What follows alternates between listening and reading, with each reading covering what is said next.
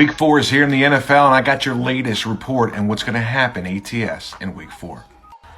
I know the Lions are hot, and 55% of the public's already on the Lions side, minus the 1, but this is a bad spot for Detroit. First of all, the Packers own Detroit. They own them. They're 24-5 straight up, 28-4, straight up. Their last 32 at home versus the Lions. The Lions are, though, 10-0 ATS versus their division in the last 10, but the Packers are also 7-1 ATS their last 8.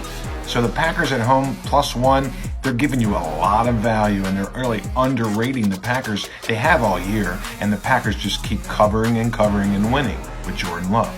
Bottom line is, the Lions are not good in Week 4. They're 0-5 their last 5, and they're 1-7 straight up their last 8 in Week 4. The Packers have dominated the Lions. I'm going against the public, and I like Jordan Love at home back-to-back weeks. I'll take the Packers. I'll take the point. Thank you. The Washington Commanders, their defense isn't really what we thought it would be. I mean, they're giving up some serious points. 37 last week to Buffalo and 33 to Denver. What are the Eagles going to do?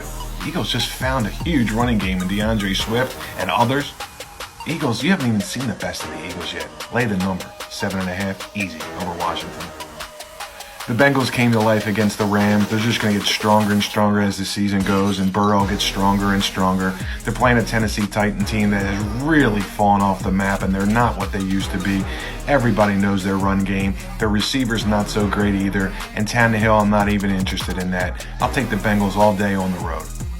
The Dolphins head into one of the biggest, best games of the year at Buffalo, and the Dolphins are hot. They're hotter than hot.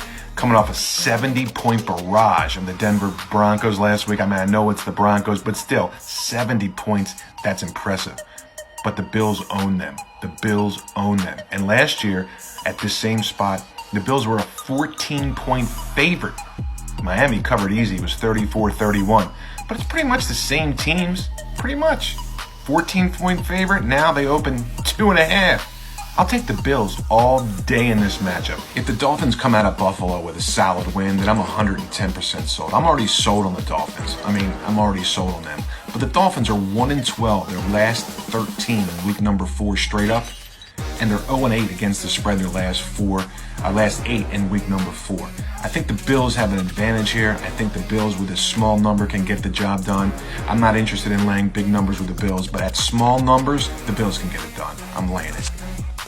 The Patriots, they're garbage. And I told you that last year, in the beginning of last year. Just bet against the Patriots. You're going to get paid. That's the bottom line. They're 1-7 ATS, their last 8. They're what? They're 2-11 ATS, last 13 that the odds makers have installed them as underdogs. They're playing the Cowboys, who are coming off an embarrassing loss against Arizona. This one's going to get ugly. Dallas all day.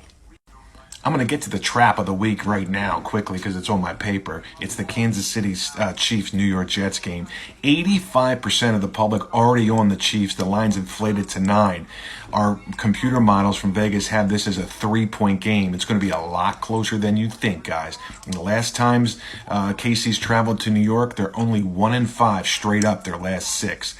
Take the points. Their defense will show up this one, and they're going to rattle Mahomes. Jets plus the 9 all day and night.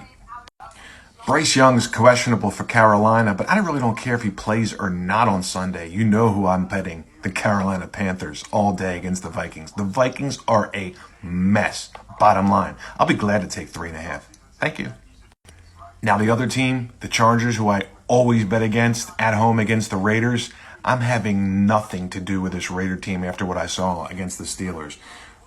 Chargers coming off a very nice emotional win on the road. They're going to be sky high for this one. I expect them to win by at least 2 touchdowns against the Raiders. The Raiders, their coach as well. These are the 2 worst coaches in the NFL, by the way, the Raiders and the Chargers. I'll lay it. Chargers, not big, but I'll lay it over the Raiders.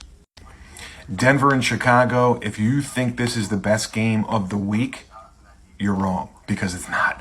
Denver and Chicago, one of the worst games I've ever seen, but I'm going to lean towards the dog. The Bears at home plus the 3. The Broncos are overrated. The public still loves them. They're getting 86% of the bets against the Bears this week. I'll fade the public. I'll go at home. The Bears need a win. They're at home. The crowd is going to go nuts on the Bears if they lose this one. I'll take the Bears at home plus 3. Houston had an impressive win last week, impressive against Jacksonville, but was it really impressive? I don't know. I mean, they're playing well. Their quarterback's playing well. They kept it close week 1 against Baltimore.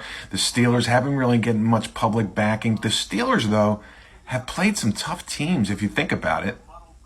Think about who they played. The Steelers, they played the Niners in week 1. They played the Browns. Those are 2 quality teams. I'm laying it with the Steelers against Houston. I don't see any way that the Houston Texans can stay in this one with the Pittsburgh defense. I think Pittsburgh's far superior, and I think Pickett is very underrated. I like Pitt. With what I saw with the LA Rams, I mean, I know the Rams may be underrated and everybody thought they're underrated, but I like what the Colts are doing, and I like Minshew. He's a starting quarterback in the NFL, bottom line. I don't care who starts in this game. I'm taking Indy. Have to go with my trend with the Bucs, with teams coming off of emotional road losses where they just had the game, the whole game, and then lost it at the end, which the Saints did. Have to back the Bucs, and you're getting value with the Bucs at 3.5 instead of 3 because the public is backing the Saints right now, and the line's going up and up. I'll take the Bucs on the road to cover the 3.5. And the hardest game of the week is going to be a real slugfest. The Cleveland Browns and the Baltimore Ravens. Going to have to back my Baltimore Ravens here plus the 2. Not going to be a big play, but I'm going to have to back the Ravens plus the 2 against the Browns. I think their defense, which really doesn't let up a lot of big plays, can get to Watson and get enough turnovers maybe, and they can win this against the Browns. They've had a good success against them as well.